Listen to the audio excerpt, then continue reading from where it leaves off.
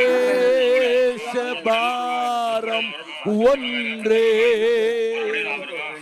என் சுமையாக மாற வேண்டும். எல்லாரும் பாடலாமா? சுவிசேஷ பாரம் ஒன்றே என் சுமையாக மாற வேண்டும்.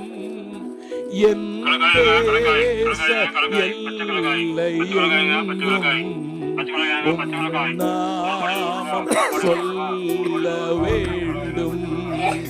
என் தேச எல்லை எங்கும்